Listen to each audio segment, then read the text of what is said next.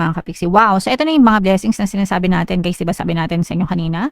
Maaaring may mga blessings, pagpapala, kasaganaan. So, ito yung multiplication ng pera, guys. Ibig sabihin, more money, more income para sa inyo. Nagmumultiply, lumalago yung inyong financial status, mga kapiksi. And yung iba sa inyo, guys, I'm also sensing na naghahanap kayo ng paraan, nagre-research kayo, naghahanap kayo ng paraan kung paano nyo mapapalago yung inyong kabuhayan. And sa panahon ngayon, guys, tamad na lang yung hindi umaasenso. No, tamad na lang dahil napakaraming paraan para umasenso sa magana.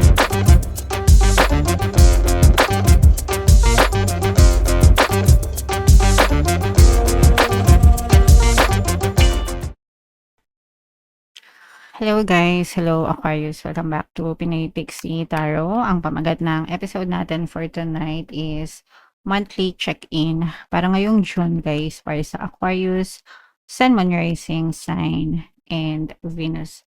Kung hindi kayo naka-resonate, guys, dun sa monthly horoscope nyo for June, panoorin nyo tong video na to, baka nandito yung energy nyo, guys. So, unahin natin tong deck na to. Ito yung mga angel messages para sa inyo.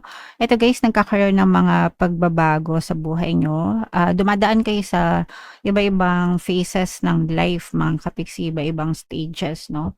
And ganoon naman talaga yun, guys. Minsan okay tayo, minsan hindi tayo okay.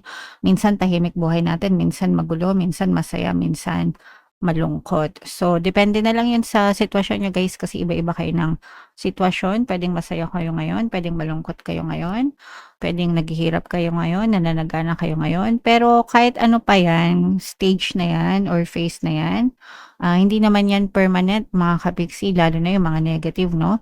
Pwedeng-pwede yan magbago, guys. So, parang ano lang, guys, parang yung full moon na cycle lang natin.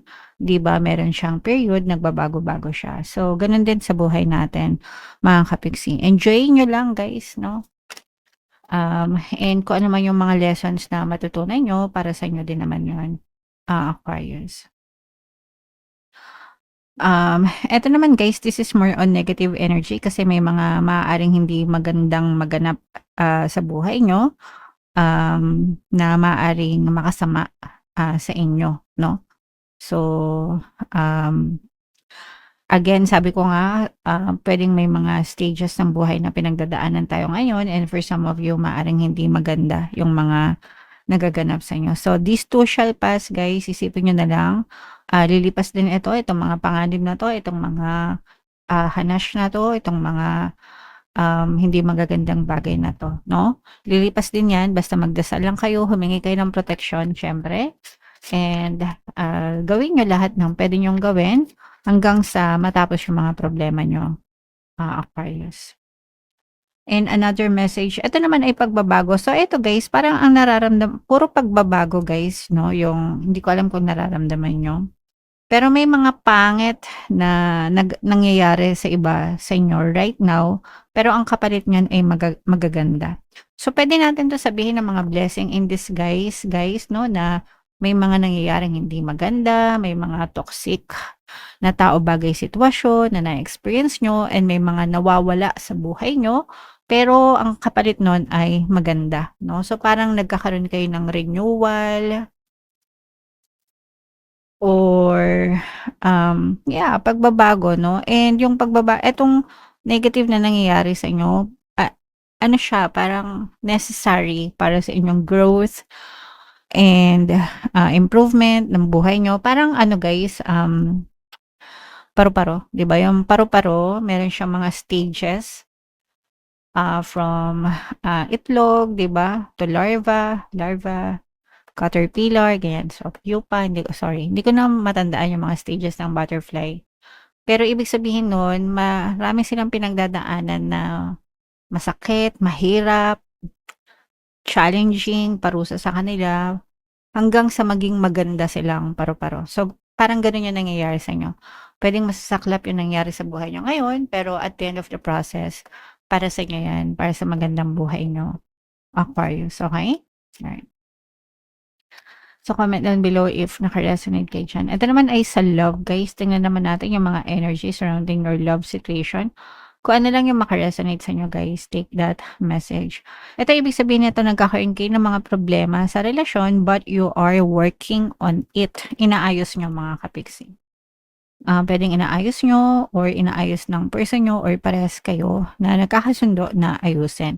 And okay lang 'yan guys because 'di ba wala namang perfect na relationship guys, ang importante is, kung paano kayo magkasundo, ng person mo para maging maayos yung lahat sa inyong dalawa.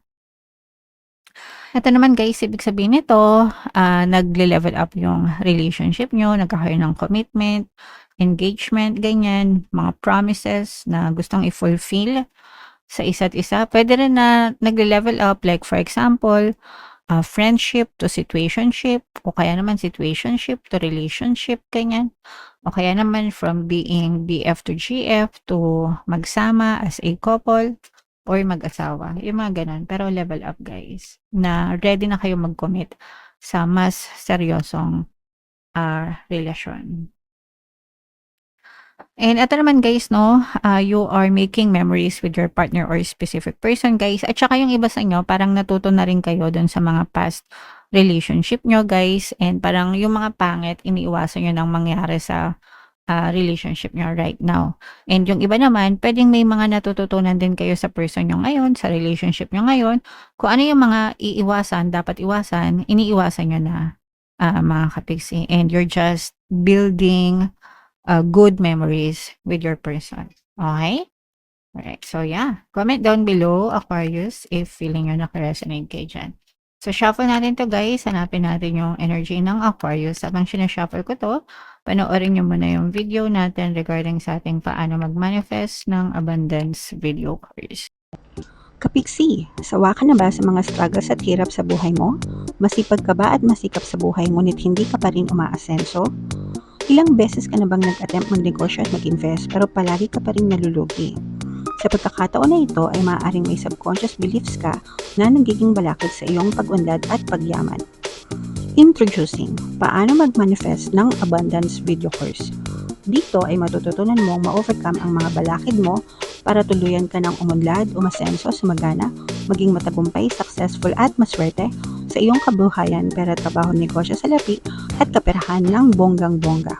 Dali, mag-send na ng email sa pinoypixitaro@gmail.com at simulan na ang iyong pagyaman ngayon. Alright, so sa lahat ng gusto mag-avail ng course guys, meron tayong paano mag-manifest ng abundance video course, paano mawala ang third party, at magkaroon ng harmonious na relationship, paano pabalikin si ex vice breakup. Sa mga interesado guys, mag-send lang kayo ng email sa pinoypixitaro@gmail.com. And sa mga naghahanap ng pampaswerte guys, no, meron tayong money shaker jar. Ito yun guys, no, super liit na bote, pero super effective, super powerful. Inaalog to guys, kaya nga money shaker jar. At saka ito mga kapixis, ito yung WhatsApp number natin, chat nyo lang ako dyan sa gusto mag-avail. Aquarius kayo represent ng Queen of Swords, kung ano lang yung makaresonate sa inyo guys, take that message. Wow, so yung unang card natin guys, unang mensahe natin agad blessings, no? Ito yung energy ng blessings, pagpapala, kasaganaan. So yung iba sa inyo guys, ibig sabihin nito, maaari kayong maka-experience ng blessings or talagang pinagpapala kayo sa inyong buhay. Maliwanag, maaliwalas. Ibig sabihin, maaliwalas yung buhay nyo. Very mapayapa, very smooth, sabi yung mga nangyayari sa paligid nyo, mga kapiksi. And ito naman guys, for some of you, parang medyo nagiging indecisive kayo. Meron kayong kailangan pagdesisyonan, pero nagiging indecisive kayo. At the same time guys, yung indecisive nyo nanggagaling sa doubts, no? Yung iba parang nagdududa, ganyan-ganyan. At saka parang nahihirapan kayong pumili kung ano yung mas gusto nyong, ayaw nyo kasing magsisi, no? Na baka mali yung mapili nyong desisyon. So, para maiwasan nyo guys, always affirm, make a belief na everything is always working out in your favor. Para kahit anong maging desisyon nyo, walang talo. Para palagi kayong panalo mga kapiksi, okay? And in the first place guys, hindi nyo naman malalaman talaga yung resulta kung hindi nyo susubukan, kung hindi kayo magdedesisyon. And kung mag-fail naman yung decision nyo, pwede nyo namang ulit subukan next time, diba? Ang importante is, mag-grade ka ng decision mo right now, timbangan mo yung mga pros and cons, diba? Tapos, tsaka ka mag-decision para sa buhay mo. And another message dito, ayan no, so magplanong magbuti at saka mag-research magbuti guys, no? Lalo na kung meron kayong mga kailangan pag-desisyonan. Alamin mo kung ano yung plano mo, yung mga goals mo, and dapat talaga meron kang research, no? Nagba-backup ka ng research, mga kapiksi. Wow! So, ito na yung mga blessings na sinasabi natin, guys. Diba sabi natin sa inyo kanina? Maaaring may mga blessings, pagpapala, kasaganaan. So, ito yung multiplication ng pera, guys. Ibig sabihin, more money, more income para sa inyo. Nagmumultiply, lumalago yung inyong financial status, mga kapiksi. And yung iba sa inyo, guys, I'm also sensing na naghahanap kayo ng paraan, nagre-research kayo, naghahanap kayo ng paraan kung paano nyo mapapalago yung inyong kabuhayan. And sa panahon ngayon, guys, tamad na lang yung hindi umaasenso. No, tamad na lang dahil napakaraming paraan para umasenso, sumagana sa buhay. Even yung mga estudyante, guys, no, even mga bata, elementary, ganyan, yung iba sa kanila ang sisipag, talagang kahit dito sa subdivision namin, guys, kunwari merong mga nagtitinda ng merienda, ganyan, yung mga anak, yung mga bata, yung nagde-deliver, tas bigyan mo lang sila ng 10 piso, ganyan, pambaon nila. So, alam mo yon, ibig sabihin, kahit anong edad nyo, pwede kayong kumita ng pera. Minsan naman, meron ako nakikita na mga senior na, nag-online selling, diba? So, again, walang limitation. Hindi limitasyon ng edad or kaalaman, basta gusto nyo, guys. Okay? Huwag kayong tamad. Paglabanan nyo yung pagiging tamad, mga kapiksi, yan yung message na to. Paglabanan nyo yung pagiging tamad, pag naging masipag kayo, guys, talagang papaldo kayo sa kaperahan, mga kapiksi. Well, for some of you naman, guys, yung reason din kung bakit gusto nyong sumagana is because marami din kayong obligasyon. So, pag sinabing obligasyon, pwedeng marami kayong bills na binabayaran, marami kayong pinapakain, marami kayong pinapaaral, mga ganyan. Yun yung pinaghuhugutan kung bakit gusto nyo umasenso. And gano'n naman talaga yun, guys, no? Kaya tayo nabubuhay sa mundong ito para makasurvive. So, ano yung pwede natin gawin natin, mga kapiksi. And for some of you guys, ito may maaaring may mga bagong kontrata, mga bagong proyekto, mga bagong agreement, ganyan, negosasyon, transaction na maaaring ma-experience yung iba sa inyo. And maaari kayong pumaldo or swertihin dun sa mga offer na matanggap nyo ngayong season na to, mga kapiksi. Basta make sure lang, again, no, na pagdesisyonan nyong mabuti, guys, yung mga in-offer sa inyo, mga kapiksi. And ito naman, guys, masaya kayo sa environment nyo, sa mga tao sa paligid nyo, guys. You have people that support you. May mga taong naniniwala sa inyo, like yung family nyo, friends nyo, and even strangers. Ito, guys, I'm sensing na magre-resonate ito more dun sa mga nasa social media. Halos lahat ngayon, guys, nasa SOCMED na, although hindi naman lahat.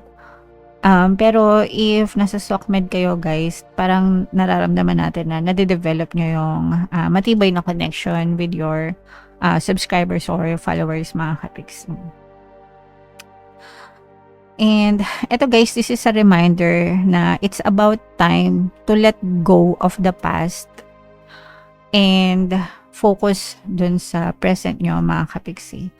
So, yung mga nanakit sa inyo, yung mga hanas nyo ng nakaraan, yung mga galit sa puso na inaalagaan nyo, mga kapiksi, it's time to let go, it's time to move on, forgive yung mga kailangang i-forgive and forget yung mga kailangang i-forget, and mag-focus kayo sa ganda ng buhay ngayon, mga kapiksi. Alright? So, ito, guys, i-mind nyo na ito, mga blessings na ito, especially itong kaperahan, guys, ng mga financial gains, multiply ng pera, ganyan, ito mga bagong kontrata, ito mga blessings na to, yan yung mga magagandang nakita natin sa inyo, guys. Comment down below if naka-resonate kayo. And for more tarot readings, ito yung playlist nyo, ito naman yung ating success stories ng paano mag-manifest ng abundance video course. Panoorin nyo itong video natin, guys, about money shaker jars. Thank you for liking, sharing, and subscribing. See you next time. I love you all. Have a nice day. Bye-bye.